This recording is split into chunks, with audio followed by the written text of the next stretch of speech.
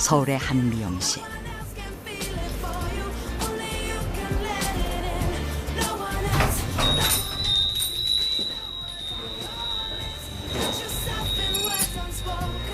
잔뜩 멋을 부린 한 남자가 미용실 안으로 들어섰습니다. 훤칠한 키에 훈훈한 얼굴. 어딜 가나 사람들의 시선을 한 몸에 받는 양민규 씨. 기분이 무척 좋아 보이는데요. 안녕하세요.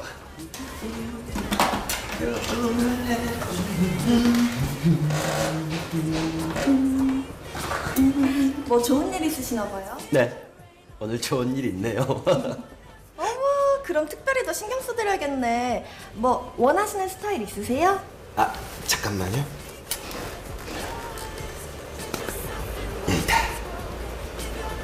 이거랑 똑같이 해주세요. 이거랑 똑같이요? 예, 완전 똑같이. 대체 어떤 머리이기에 반응이 이런 걸까요? 잠시 후 잔뜩 긴장한 표정의 민규 씨가 꽃다발을 들고 한 가게 앞을 찾았습니다. 그대가 나와 결혼을 해준다면 나는 그대의 노예가 되어도 좋아. 그대가 나의 사랑을 받아준다면. 춤까지 곁들이며 청혼가를 부르는 민규 씨. 그가 말한 좋은 일은 다름 아닌 프로포즈였습니다. 조성자 사랑한다. 나랑 결혼해줘. 나랑 결혼해줘.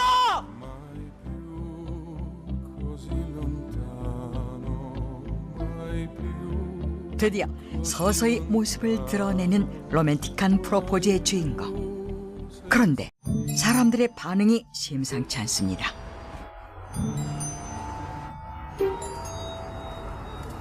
성자 씨, 저랑 결혼해 주시겠습니까?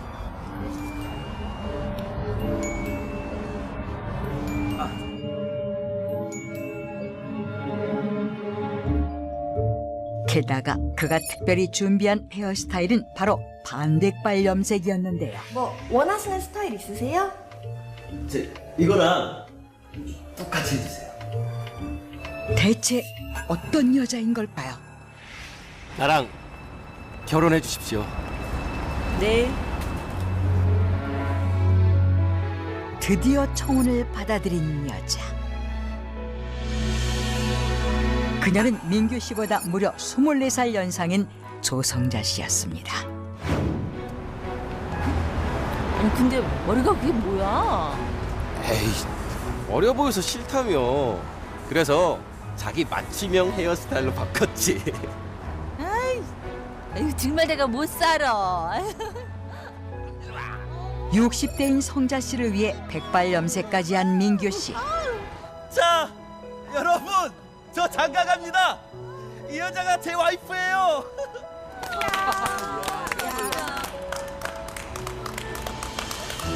그렇게 헬스 트레이너와 수강생 사이였던 두 사람은 부부의 연을 맺게 됐고 어때? 20살이 넘는 나이 차이에도 불구하고 신혼의 행복을 만끽했다고 합니다. 사랑해. 나도 자기 사랑해. 언제까지나 영원할 것만 같았던 사람. 하지만 3년 후 봐. 말 없잖아 더 이상. 부부가 함께 찾은 곳은 다름 아닌 법원이었습니다. 꼭 이렇게까지 해야겠어? 이렇게 안 하면 당신한테 뺏긴 내 3년 뭘로 보상받을 건데? 뺏겨? 근데 당신 3년 가치가 10억이나 돼? 뭐? 아내를 상대로 이혼 소송과 함께 10억 원의 재산 분할을 요청한 남편. 10억 못 주겠으면 당신한테 바친 내 피 같은 청춘 돌려주든지. 뭘 또 청춘식이나. 자기도 내일 모레면 40이야. 뭐? 하긴 사랑 따위 믿은 내가 등신이 누굴 탓하겠어. 부모 가족 다 버리고 사랑 하나 믿고 달려든 내가 등신이다. 내가. 웃기고 있네. 그 잘난 사랑 타령에 속아서 제대로 큰 코 다친 건 나라고 나.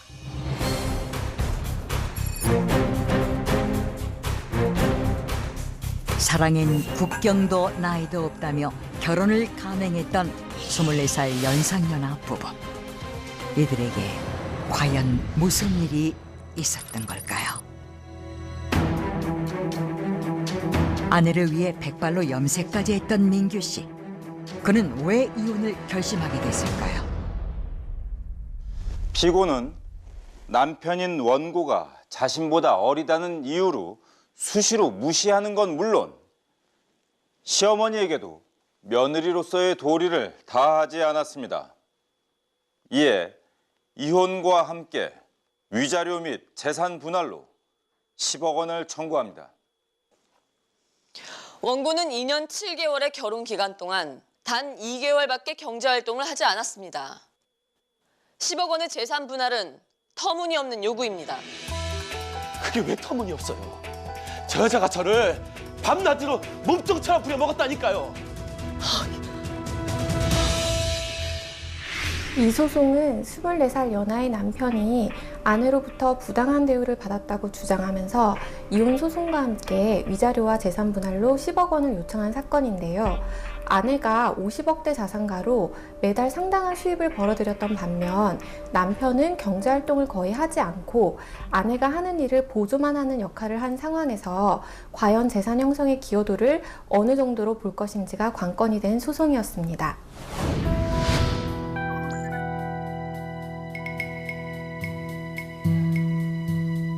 스물네 살 연상의 아내와 결혼하면서 어머니로부터 절연까지 당했던 남편 양민규 씨. 엄마, 진짜 앞으로 저 안 보실 거예요? 난 너 같은 아들 둔 적 없어. 어디서 지혜미보다 나이 많은 여자를 며느리라고 데리고 와? 못 살아 정말. 아니, 그래도 나이가 있으니까 이해심도 깊고 나한테 진짜 잘해준다니까요. 어떻게든 어머니를 설득하려 애쓰던 그때 걸려온 전화. 아내였습니다. 여보세요? 아, 왜 이렇게 안 와? 내가 시간 맞춰 오라 그랬지? 미안. 금방 갈게. 아이고 이 등신아. 겨우 그 꼴을 살려고 이 애미 가슴에 못을 박은 거야? 아이고 내가 너 같은 걸 낳고 미역국을 먹었다.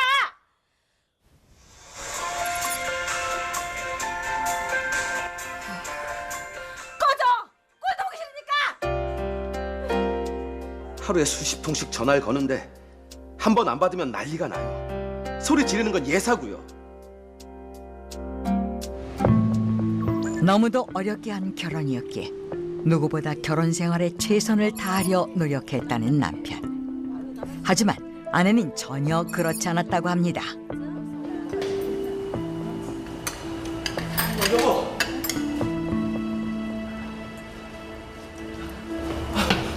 아이고, 죄송합니다. 제가 많이 늦었죠. 여보, 미안해. 배고파 죽는 줄 알았네. 그래요. 얼른 식사부터 하세요. 여기요. 아니 잠깐만.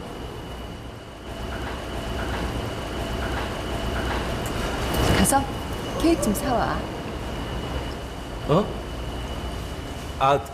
친구분 생신이셔? 아니 갑자기 단계 땡겨서. 늘 먹던 거 알지? 아우 얘 밥도 안 먹었다는데 그냥 간 길에 사 먹자. 그래. 얘는? 아니 얘도 또 뭐하게. 이런 건 원래 제일 어린 애들 시키는 거야. 뭐해? 빨리 갔다 와. 남들 앞에서 아무렇지 않게 남편을 애라고 부르는 아내. 안 갈 거야? 응. 갔다 올게. 빨리 갔다 와. 빨리 갔다 와. 어딜 가나 잔심부름은 항상 그의 몫이었다고 합니다.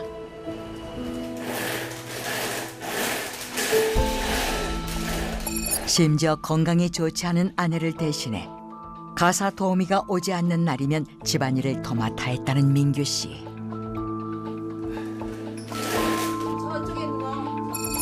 아내의 호출이 있을 때면 언제든 달려가 성자 씨의 가게 일까지 도와야 했다고 합니다. 뭐해?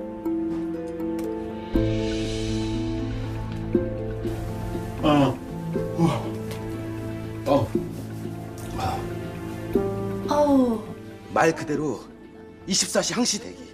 친구들도 못 만나요. 돈 주면서 일 시켜도 그렇게까지 못 부려먹을 겁니다. 근데 더 기가 찬 건요. 아이고 잘하네.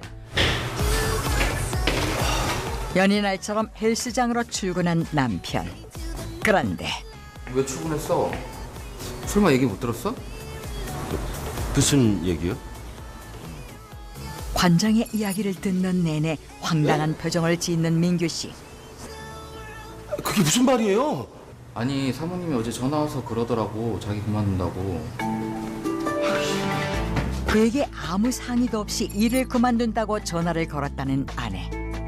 그런데 그 이유가 더 기가 막혔다고 합니다. 왜? 뭐 때문에? 뭐? 다시 한번 말해봐. 뭐라고? 그냥 내 잔심부름이나 하고 가게나 도와줘. 그거 해봤자 몇 푼이나 번다 그래. 회사에 그런 식입니다. 제가 버는 돈은 돈도 아니고 제가 하는 일은 다 하찮은 일이고 그냥 종일 자기 뒤만 졸졸 따라다니라는 거예요. 그게 당신이 원하던 거 아니었어? 뭐? 헬스클럽 이 관장이 그러더라. 하도 강습을 게을리 하길래 뭐라고 했더니 내 건물 임대료만 해도 먹고 사니까 잘르든 말든 맘대로 하랬다고. 그래서 그렇게 해준 거잖아. 자신의 재력을 믿고 일을 게을리한 탓에 어쩔 수 없이 취한 조치였다고 주장하는 성자 씨. 정말 일을 하기 원했다면 다시 일자리를 구할 수도 있었습니다. 그런데 왜 그렇게 하지 않았죠? 아내의 재력을 믿었기 때문 아닙니까? 아니에요. 정말 그럴 시간이 없었어요. 저 여자는 종일 자기랑 같이 있길 원했다고요.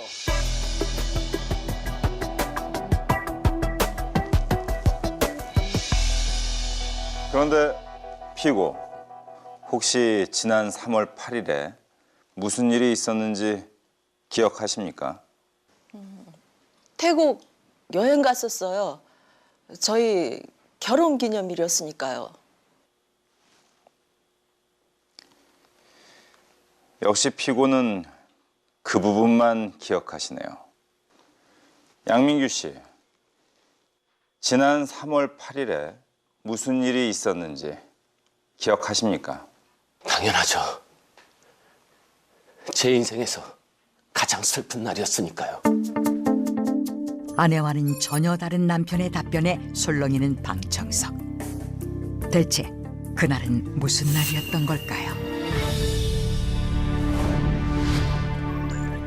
결혼 2주년 기념일을 맞아 해외여행을 가기로 한 부부.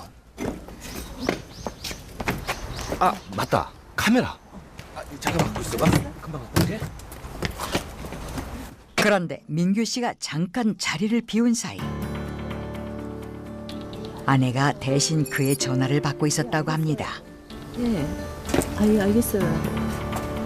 예, 알았어요. 네. 나한테 전화 왔었어? 스팸 전화.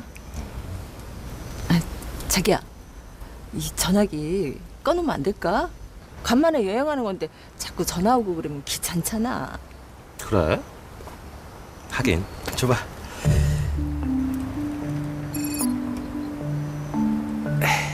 됐다.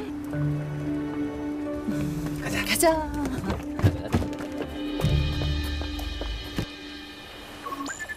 그리고 일주일 후 전화기를 꺼둔 채 여행을 즐기고 집으로 돌아온 민규 씨. 아우 진짜 피곤하다. 집이 제일 좋다. 전화기.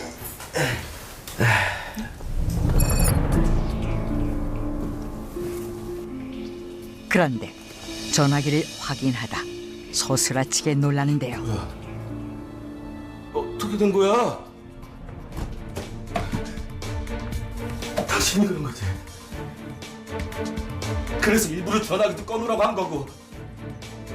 어떻게 그럴 수가 있어? 어떻게? 과연 무슨 일이 벌어진 걸까요?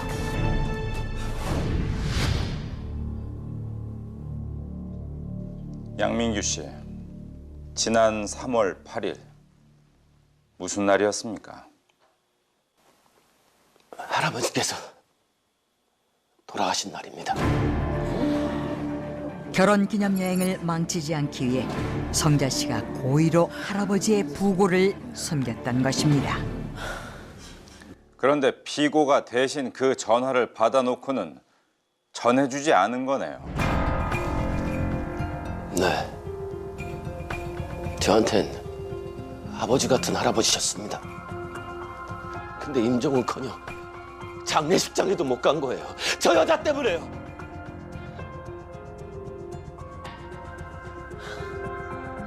나쁜 그러고도 네가 사람이야?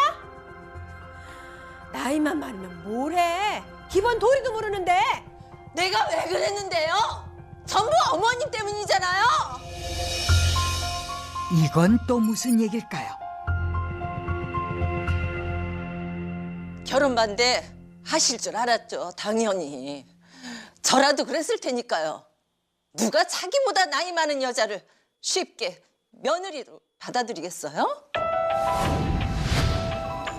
그런데 결혼 얼마 전 시어머니가 갑자기 만나자는 연락을 취해왔다고 합니다.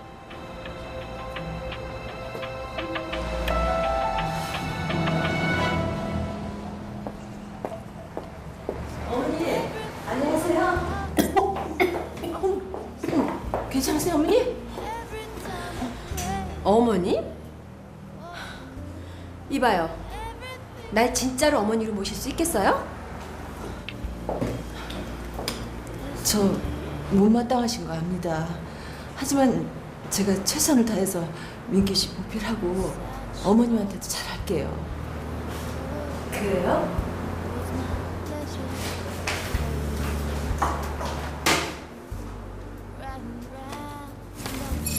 시어머니가 내민 종이를 보곤 깜짝 놀라는 성자 씨. 무슨 내용이었을까요? 혼수 목록이더라고요. 모피에 다이아몬드에 아예 작정을 하고 나오신 거죠. 거기 적힌 대로 했더니 혼수만 2억이 넘게 들었어요. 2억.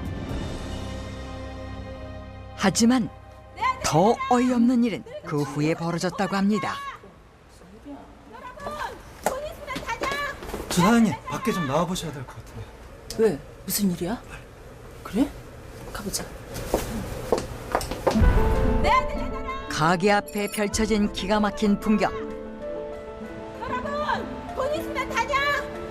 시어머니가 성자 씨를 비난하는 1인 시위를 하고 있었던 겁니다. 늙은다고 조선자를 고발한다! 어디 나이는 60이나 처먹은 게 할 일이 없어서 새파랗게 어린 내 아들을 꼬여내? 세상에, 어? 아니 시어머니보다 나이가 많은 며느리가 말이나 돼, 말이? 어머니, 여기서 왜 이러세요? 어머니? 아, 다들 들으셨죠? 저보고 어머니래요, 이 여자가. 아니 이 할머니가 기가 막혀 정말. 이대로라면 영업에 막대한 지장이 있을 수밖에 없는 상황. 어떻게 할 건데? 알았어요, 어머니. 잠깐만요. 결국 성자 씨는 제법 큰 액수의 용돈을 내놓았고 시어머니는 그제서야 슬그머니 수그러들었다고 합니다. 내 아들 내놔라! 늙은 여자 조선자를 고발한다! 하지만 그건 겨우 시작에 불과했습니다. 뭐야 이거 매번? 아유, 받으세요. 우리 아들이랑 살지 마세요. 그렇게 소리를 지르고 난리더니 결국 돈 얘기를 하더라고요. 차라리 그냥 달라고 하지. 그 뒤로도 돈만 떨어지면 가게 앞에 와서 난리를 쳤었고요.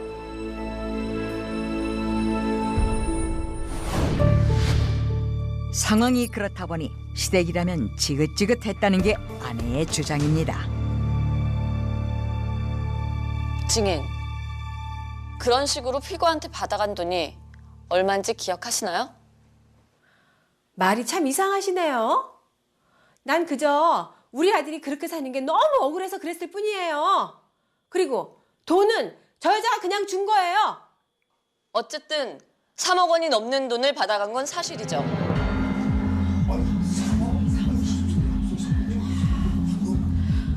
받아간 게 아니라 준 거라니까요.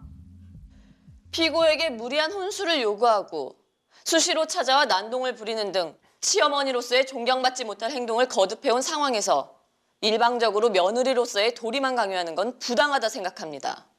부당이요? 그럼 애초에 사기 결혼한 저 여자는요? 갑자기 이 결혼 자체가 피고의 사기 결혼이었다고 주장하는 시어머니. 이건 또 어떻게 된 얘기일까요? 재판장님, 관련 증언을 해줄 2명의 증인을 요청합니다. 채택합니다. 그때 법정문을 열고 들어서는 2명의 남자. 아내 성자 씨가 그들을 보자마자 사색이 되는데요.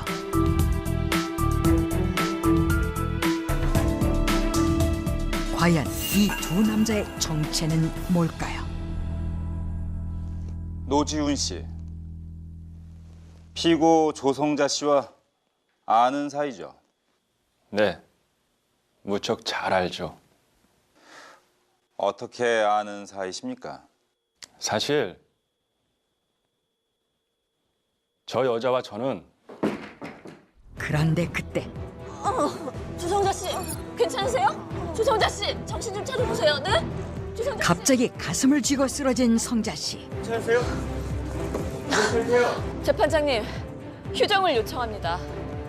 허락합니다. 안 됩니다. 저 여자 지금 쇼하는 거예요. 분리하니까 시간 벌려고 저러는 거라고요.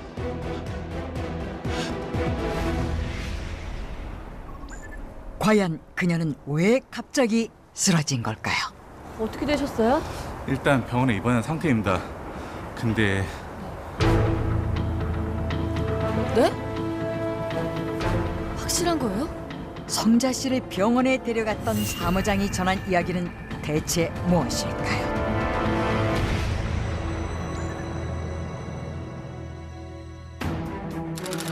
이틀 뒤 재판이 재개됐습니다. 등장하자마자 성자 씨가 실신할 정도로 큰 충격을 던져주었던 2 남자. 과연 그들의 정체는 뭘까요? 노지훈 씨, 강정식 씨, 2분은 피고 조성자 씨와 어떤 관계시죠? 저는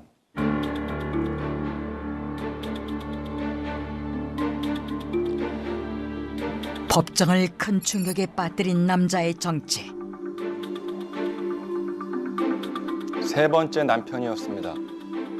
정확히 얘기하자면 3번째 사실혼인 셈이죠. 그는 다름 아닌 성자 씨의 예전 동거남이었습니다. 여기 강정식 씨가 1번째, 제가 3번째, 저기 앉아 계신 분은 4번째 남편인 셈이죠. 남편에게 초혼이라고 했던 것과 달리 결혼 전 이미 3번의 사실혼 경력이 있었던 아내. 얘기 들어보니까 정말 저 여자는 변한 게 하나도 없던데요. 저도 똑같이 당했습니다.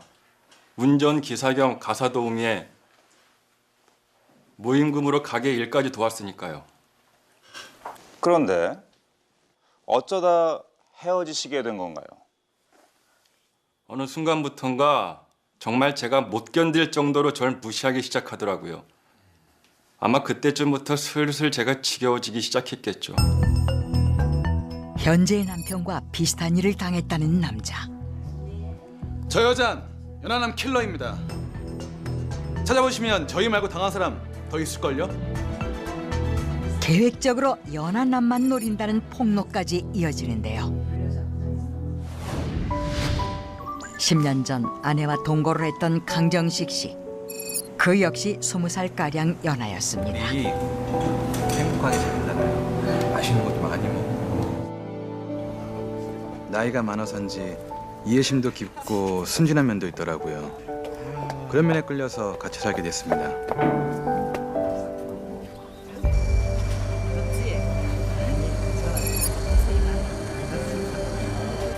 알지? 근데 곧 본색이 드러나더라고요.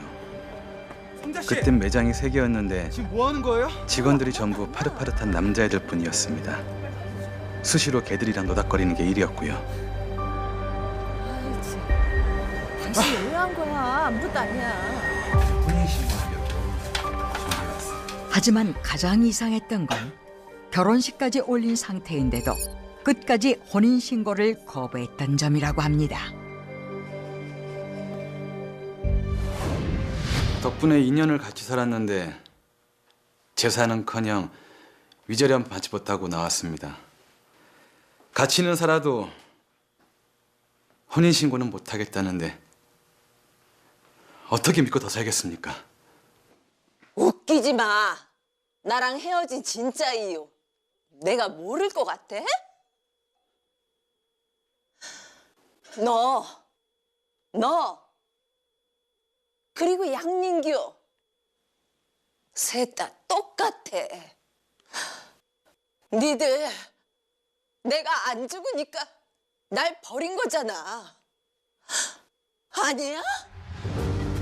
생각지도 못했던 아내 조성자 씨의 발언. 대체 안 죽어서 헤어졌다는 건 무슨 의미인 걸까요?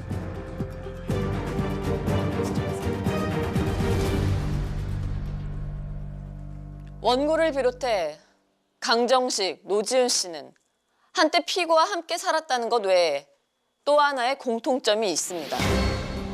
이어 피고 측 변호인이 세 남자에 대한 충격적인 사실을 털어놨는데요.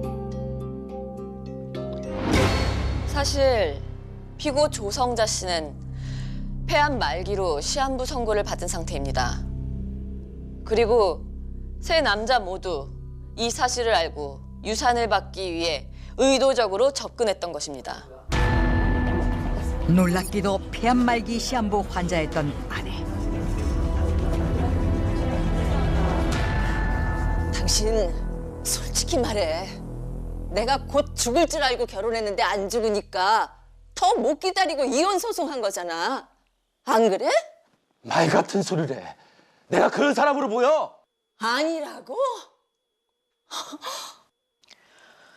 원고, 과연 이 영상을 보고도 그렇게 주장할 수 있을까요? 한 차량의 블랙박스 동영상을 증거로 제출하는 피고 측 변호인. 그런데 영상이 재생되자 법정 전체가 큰 충격에 빠졌습니다. 대체 무슨 내용이 담겨 있었던 걸까요?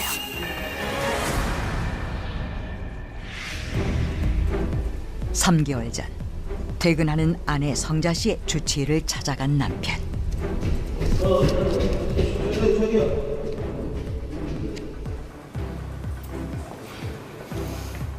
혹시 술 드셨어요?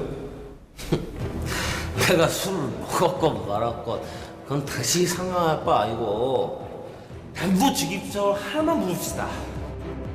왜 안 죽어요? 아니, 그게 무슨 말이에요? 내 마누라 왜 안 죽냐고요. 당신이 시한부 6개월이라고 그랬잖아. 근데 아직도 버젓이 살아서 돌아다닌다고.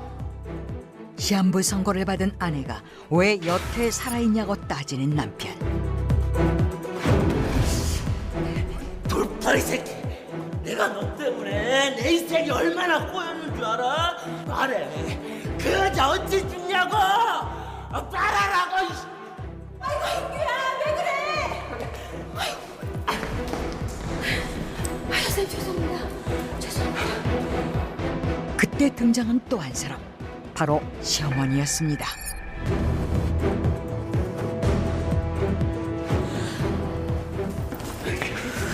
참는 김에 조금만 더 참으라니까. 아니 그걸 못 견뎌. 이 화상아 언제 철들래? 응?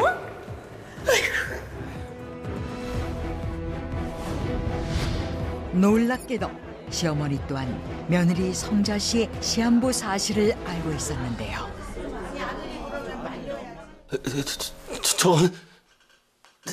제가 너무 술에 취해서 그러니까 그게 와이프 간병이 생각보다 너무 힘이 들어서 그래서 제가 잠시 정신이 나갔던 겁니다. 그래요? 그럼 어머님은요? 조금만 기다리라고 하시던데 뭘 기다리란 얘기셨을까요?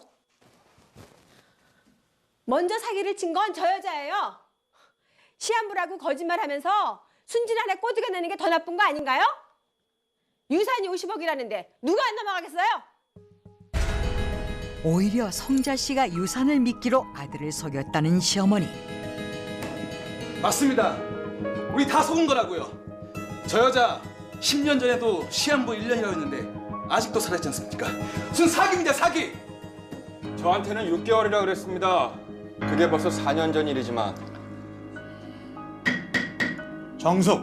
정숙하세요.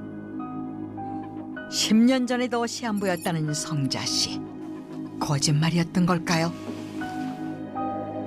미안하게 됐네. 못 죽었어. 근데 어떡하니? 나 아직도 시한부인데. 비고치기 내민 서류에 믿을 수 없다는 반응을 보이는 사람들.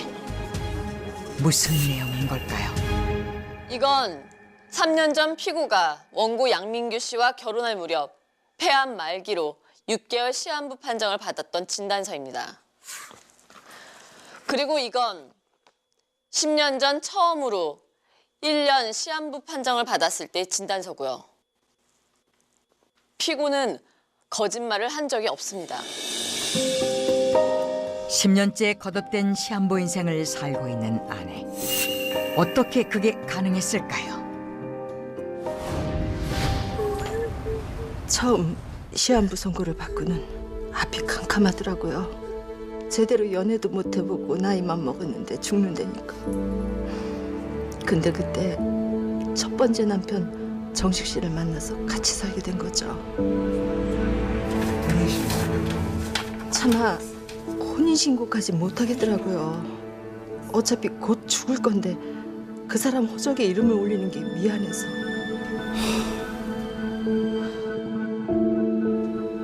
그런데 지푸라기라도 잡는 심정으로 시도했던 신약 투약이 좋은 효과를 내면서 기적적으로 건강이 회복되기 시작했다고 합니다.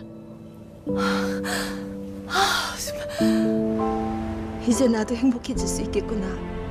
이 소식을 빨리 전해야겠다. 그 생각밖에 없었어요.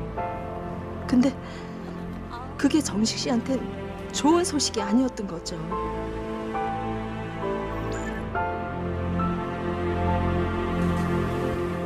우연히 강정식 씨의 통화를 엿듣게 된 그녀.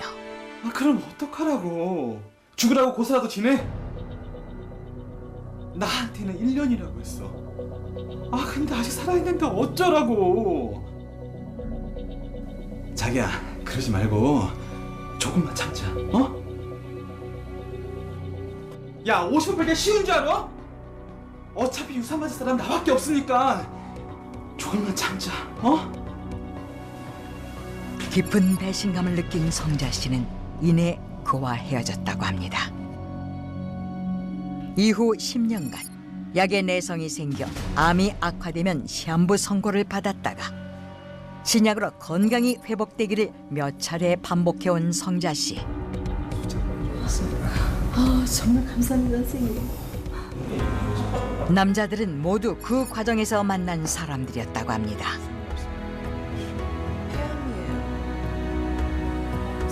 근데 참 웃긴 게 평생 절 쳐다보지도 않을 젊고 잘생긴 남자들이 이상하게 제가 시한부라는 걸 얘기하면 바로 저한테 관심을 보이더라고요. 정확히는 제 유산이겠지만.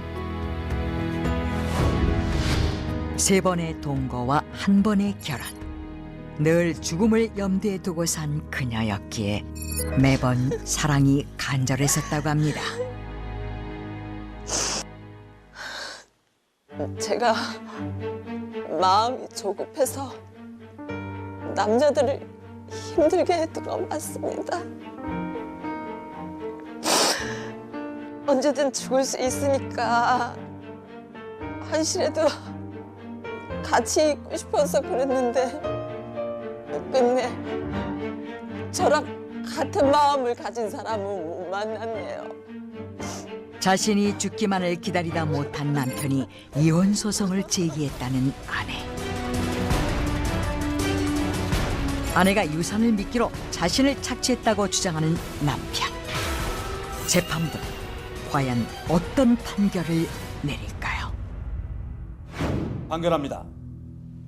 원고가 결혼 기간 동안 경제 활동의 의지를 전혀 보이지 않은 점, 또한 시한부 선고를 받은 피고가 빨리 사망하게 되기만을 바란 점 등을 볼 때 혼인 파탄의 원인이 피고 한 사람에게만 있다고는 보여지지 않으므로 피고는 원고에게 위자료를 지급할 의무는 없다. 다만 재산 분할에 관하여는 결혼 생활 중 원고가 피고의 일을 도운 점을 감안하여 결혼 기간 중 형성된 재산의 10%인 2천만 원을 원고에게 지급하도록 한다.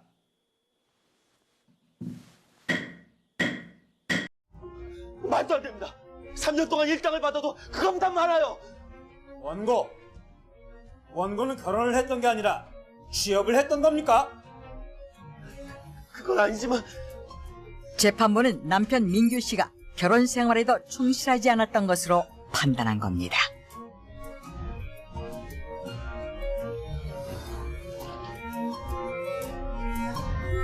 그렇게 억울하면 조금만 더 참지 그랬어. 이번엔 정말 방법이 없다는데. 아내 성자 씨가 죽어간 건 바로 한 달 전에 받은 시한부 3개월 진단서였습니다.